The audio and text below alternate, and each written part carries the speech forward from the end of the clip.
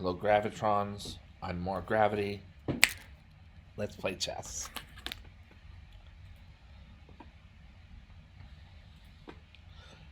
Game in 10 minutes per side per game to start.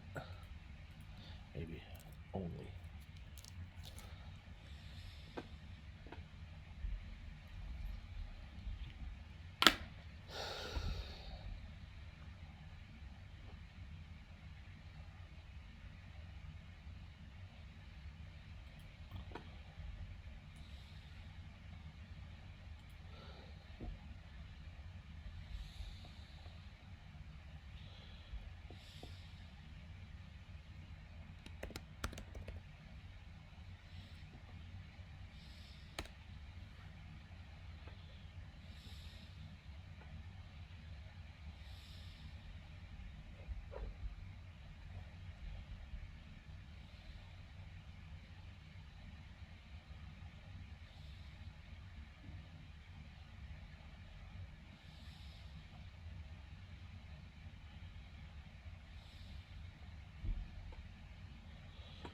Okay. No show.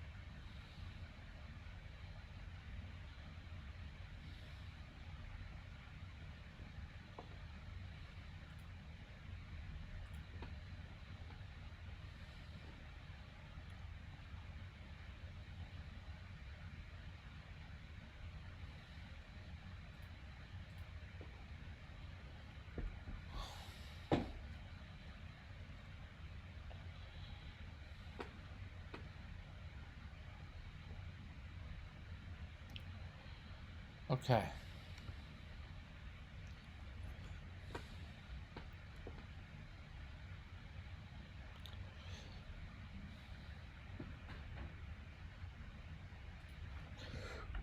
I'll review this game.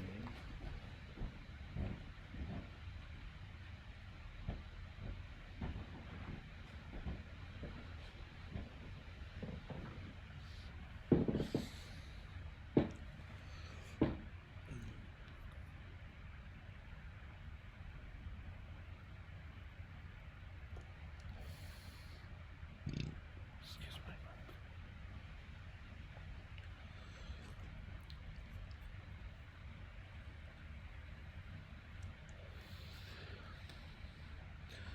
Yeah. So as the game map shows, my opponent had control over the game down till the very end. So before we go over the other moves of the game, I just want to say that if your back's against the wall and you can threaten mate, at least consider it, because sometimes it'll be overlooked when your opponent's making a plan and he plays a non-forcing move that doesn't interfere with the mate threat, and she or they are then checkmated. I don't know. This is a game where I think my opponent played the better game until the last couple moves. These are frustrating games to lose, but I'll take the win. Alright, so we have a Sicilian defense. I made it segue into a type of, not here, but here. This is mostly more like an English opening. And my opponent wants to fianchetto and attack from the sides. That's a hyper modern idea. It's common in this would be like a King's Indian defense structure. I played a quirky move here that's playable. H4. First of all, the pawn's protected. So if my opponent just wants to stop the advance with H5, then I'm okay. At least long enough to play G3 and most likely castle queenside. Save for moves like H5, or you could even consider mostly H5 would be stop the pawn movement. Save for moves like that. This pawn is rolling. H5 is protected. Exchanges on the H5 are good for white. Not optimal. You might rather have your bishop be closer towards the fray here against black's king. But good enough. G takes H5. Rook takes H5. And my opponent played pawn to H6. I think this is a rather awkward way of dealing with, let's stop this pawn storm. What the heck is going on with it? So I took advantage of what I saw to be a possibility on the queen side. Let this be as it is. The rook is still holding H5. And with knight to B5, I'm threatening knight to D6 check, where the king will have to move. And that's almost worth the knight in and of itself. But the knight could prey on a number of pieces that haven't been developed yet. Most likely the C8 bishop, because otherwise it's a knight for a pawn. Then there's also with knight B5.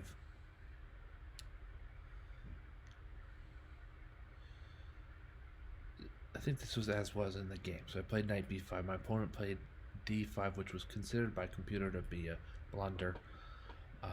Mostly I'm thinking perhaps if the queen wants to get active on the queen side here, or certain moves by black's queen also allow for knight C7 check is the idea. It's not as clear right now as it seemed to me when I made the move knight B5. That's why I'm a little bit hesitant there. My opponent played D5. I did feel a bit of opportunity coming by. I captured with the correct pawn, that I know. We wouldn't want to capture with the e-pawn, mostly because then black's e-pawn starts to roll against white's uncastled king in the center. So with the c takes d5, instead white's doing better. I can now afford to play this out through to the end of these these pawn exchanges, we win a tempo of initiative against the c6 knight, and it's looking pretty good for white. White has a pawn of material, a knight that's very aggressive and might turn into some kind of fork, might, levy some kind of fork against black. There's ideas of a discovered attack setup with queen a4. This bishop needs to move once, and then white can queenside castle. So we can initiate captures on the g file.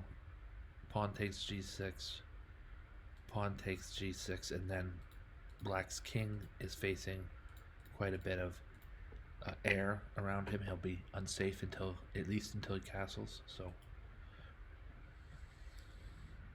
So I played queen a4 for all those reasons. There's a lot of opportunities. I might be missing something concrete. In fact, I'm sure I am, indicated by the question mark that this would be Torch 4 considers this to be a mistake. I believe my opponent played a move that takes advantage of that. Now my knight is very strongly pinned to my queen. There's a way out with knight to d6 check, and I get my Easter basket with king to f8. I force my opponent's king to move, but now I have too many problems to solve all at the same time. The attack against my queen, which yields a discovery against no matter how this bishop moves, there's a discovery against my knight at d6 looming. It's just there's too much for white to move on without some sort of material concession, and I think I made more of a concession than I had to with queen to d1, hoping mostly just to continue to stop the knight sitting on b4 from forking king and rook. This is one of those games, I've been doing better on this, but this is one of those games where my opponent shows again that I still have some work to do in castling my king on time. Actually, yeah, I've been doing pretty well on that, but some area for me to improve. Then my opponent continues the attack with queen e7 check. Block with the bishop is better because the queen needs to defend c2 against the fork, and I lose the knight as a result. So it's just a good advantage, or a good set of moves here that my opponent takes advantage of a tricky opportunity to win material, and does so correctly after queen takes d6. So yeah, the best move here for white is to push for more and more attack on black's kingside pawn defenses. So h takes g6 is I'd say it's good. It's at least, I think it's the best move, and some moves here just sort of consolidating. White finally castles. They were a bit late on this, huh? And there's a checkmate threat if black chooses to pursue that particular angle. There's a bishop that's magnificent in his scope and strength, a knight that could not be more aggressively placed for black, and what's more, he is defended with a c5 pawn on as he is right now on b4. White has no h pawn defense. Black is, his king's a little loose and he's got to get his knight out. That's it. Well, then his rook will be, the h8 rook is probably going to be stuck for a while here on h8 before getting into active position, but the a8 rook can come in and lay siege on the e file. Black, I think, is doing very, very well here. In addition, he has black has a knight for a pawn, so I have a pawn for a knight. So in addition to all these factors, black is ahead 2 points of material.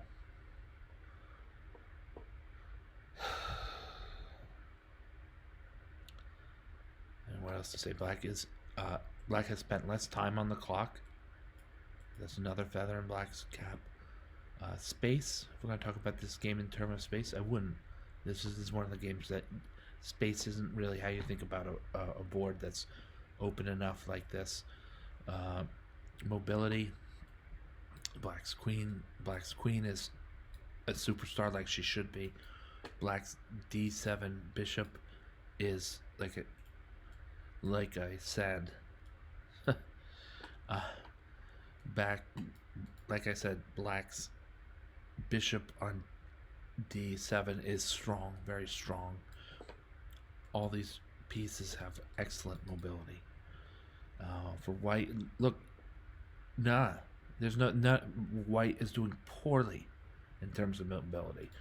He spent a move to put his bishop on e2, and only as far as e2. Yeah, I guess he has some mobility along the f1, a6 diagonal. Not crazy. White's other bishop is blocked, and so too then is White's rook at a1. White's queen has had to backpedal to d1, and she has like two moves that are safe, that are even safe at all. So White's queen is anemic, and the rook can centralize, and that's about it, and still have to wait at least a move before being a power or a threat on the e-file. So White has very poor mobility here. King safety. I'd say White has better king safety. I'll say. In terms of king safety, it doesn't matter because White doesn't have the mobility to take advantage of Black's impaired king safety. Mobility, material, space, king safety, clock, and initiative. Right now, White has just moved. It's Black's turn to move. And it's not clear that Black can do all that much with this, with the initiative in this particular position. I mean, it's not like he can sustain it's not like Black can sustain the initiative. I see maybe knight to e7, so that the knight's in play, putting pressure on d5. That's an opportunity. If Black wanted to give up his outpost on b4 and grab the pawn on d5, that looks justified.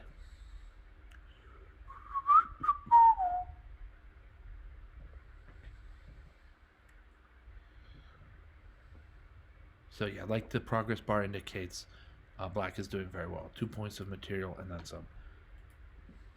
He goes for the pawn on d5. Yeah, I want to take a moment to describe this. Is a moment for a blitz game. You grab the pawn on d5. In a tournament game, you probably still grab the pawn on d5 because it's probably still the best move.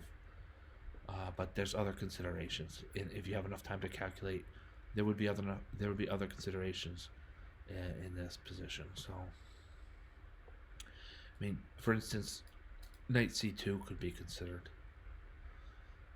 When the rook will move, and then the knight tries to find some place to go where he's not squashed, he will get squashed on e3, and then doesn't that leave the rook on b1 available to capture from Black's queen?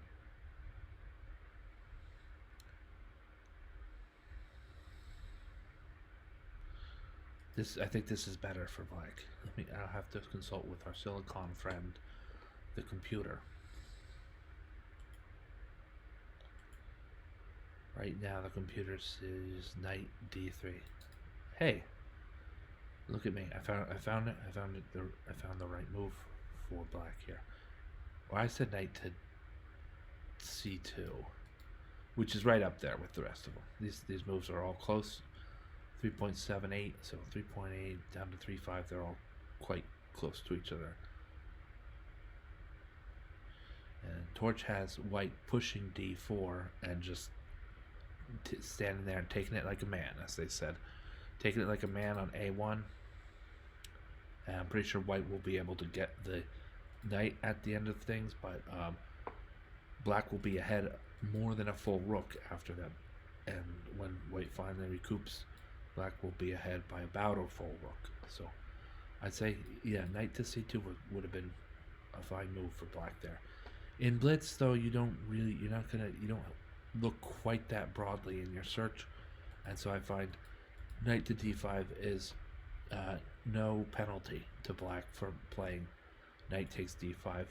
He's now up 3 pawns and is dominating the war, or the battle inside the war, the battle of mobility.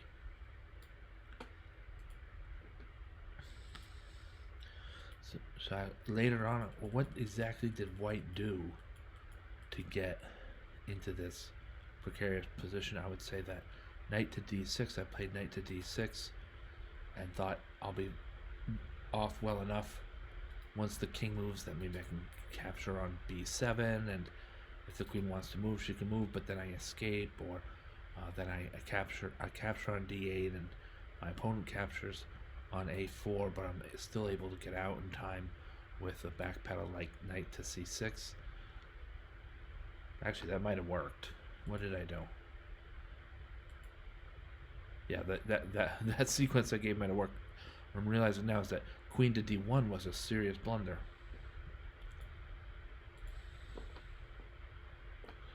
Let's go over that. We want to threaten the queen, so we're raising the stakes. Think of it as raising the stakes on, what's at stake here. Well, knight takes b7 is also a blunder. So let's just take Torch's word for it on this with bishop to b5.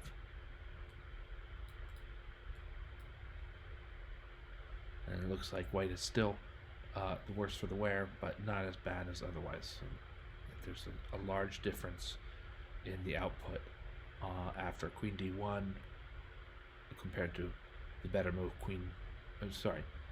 after queen b1 compared to the better move bishop b5.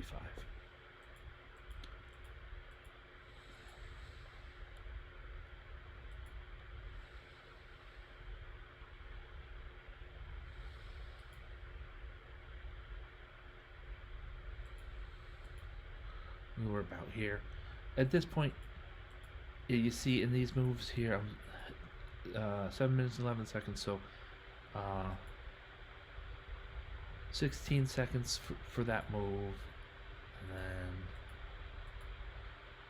almost a half a minute for that move, 25 seconds for that move. Yeah, these moves here, I'm trying to come up with a plan. I know that I'm down material.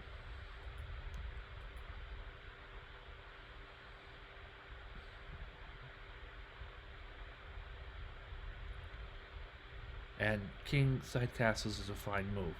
But I'm thinking about my back's against the ropes. What can I do to make a more long-lasting threat? It seems like my opponent has been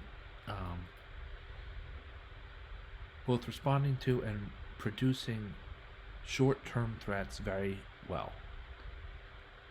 I thought a long-lasting threat might feature a battery, the queen on b3, and a bishop on c4, and with no piece ready to block my pawn on d6, there could be something going there. The knight can capture it, but it's my move. So if I play bishop to c4, I can stop the knight from capturing. He's not going to want to trade my opponent's not going to want to trade a pawn for a bishop. My opponent's not going to want to trade bringing in a pawn to give out a knight. So the battery was the main idea. He captured on time, like we discussed earlier, instead of knight c2 and a couple other moves that were a little bit better, but there's no penalty for that. And then really the knight moves to f4. Black is struggling, not struggling, battling. Black is battling to regain the initiative. There's a checkmate threat. White deals with it and deals with it in an effective way. But black might be able to get a lot more than a response. Wait, let me re-say that. Black continues to battle for the initiative. Putting up the pin on the knight at f3 is strong. Be honest, I would have thought knight to h or bishop to h3.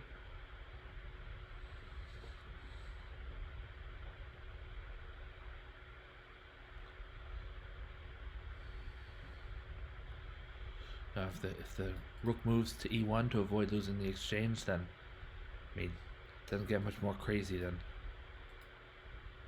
bishop to g2 right in white's face.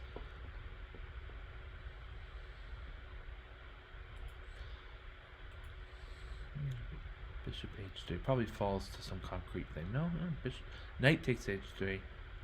Let's play bishop takes h3.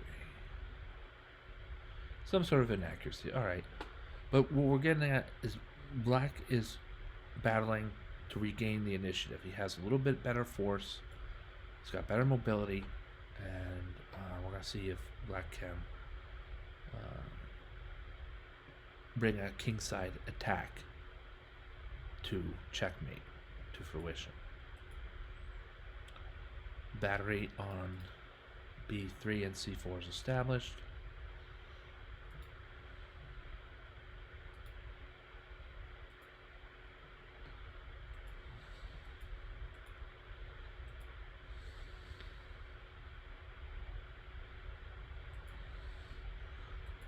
White's just looking for opportunities here to attack the queen and also a square that white's already attacking twice.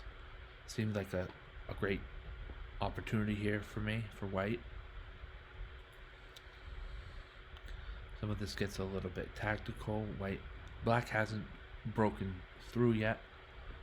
He can claim another 3 points of initiative with queen takes e5, but then I reclaim it right back.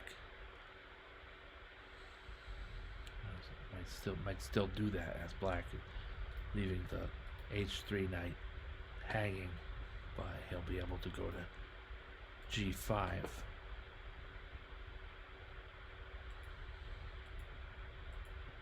As in the game, okay. Pawn to d3, knight takes g4, knight takes g5, and the recapture leaves f7 with too few defenders.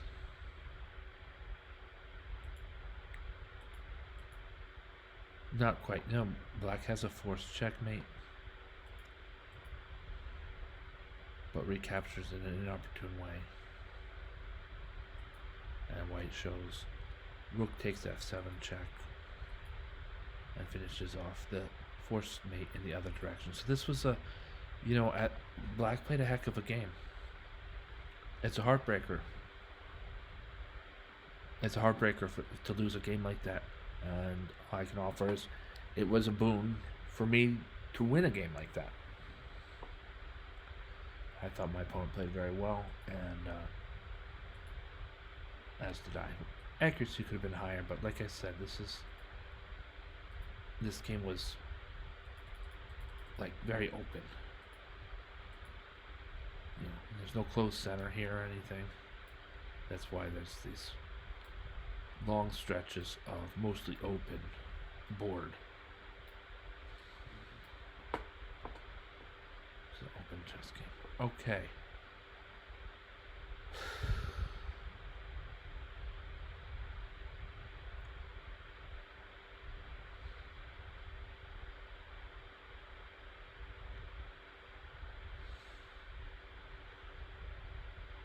Close that game. Maybe I'll add it to some of my game collections. Viewed live on Twitch, that we did. Comebacks in Heart was a comeback. Cool J, I would say for him then that it was rebound, a good rebounding.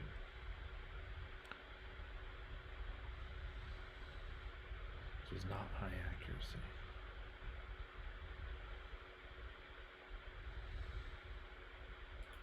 It's great in some ways, I suppose. Yeah, all collected for sure.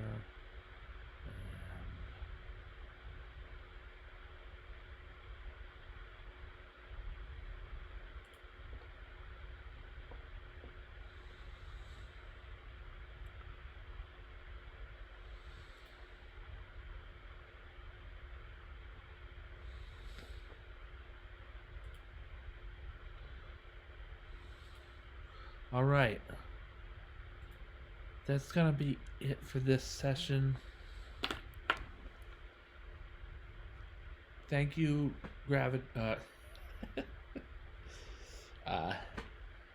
thank you for watching. Thank you, Gravitrons. I'm More Gravity. Have a great night.